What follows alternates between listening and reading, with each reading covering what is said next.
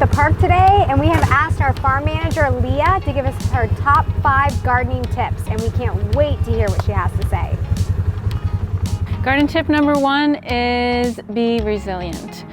I don't think you're going to get through farming with not experiencing the experience of loss.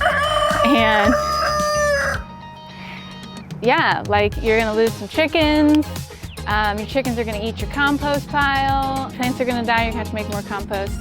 But getting up and trying again and not giving up. I think so many people leave farming or stop growing a garden just because it was hard or their plants died.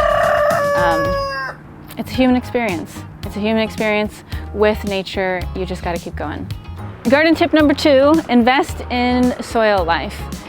I think in Florida people look at the sand and they think there's not much there, but the more you invest in it, the more there is there. The more you can take these little pebbles and turn them into a thriving ecosystem. You're cultivating your garden into something great. You're taking something that looks like nothing and making it into something. Tip number 3, plant diversity.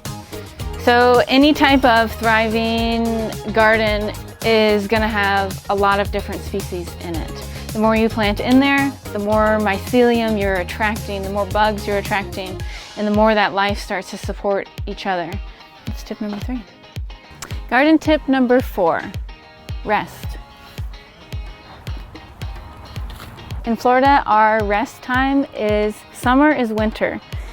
If you take that season in the summer where your garden is doing all it needs on its own to thrive, the rains are there, sun's shining, and plant your crops to sweet potatoes and beans and go home, rest, read a book. Don't be outside in the summertime, not in the heat of the day. And our final garden tip number 5 is expect abundance. One of the things we like to do here at the park is envision the future. We are visionaries, and if I can see what I want to cultivate and if I can continue to walk in it and cultivate it, maybe I'll actually get there. Maybe I'll actually get abundance. If you plant your garden expecting a harvest, you're probably going to get it. So go for it. Thank you so much, Leah, for those 5 tips. I'm sure it's not easy distilling gardening with just 5 tips. I'd say my favorite was the visioning part and of course the relaxation. You got to remember your off time in summertime. Use that time to plan and relax and let nature do its thing. Thank you so much. Thanks for having me, and thanks for letting me share.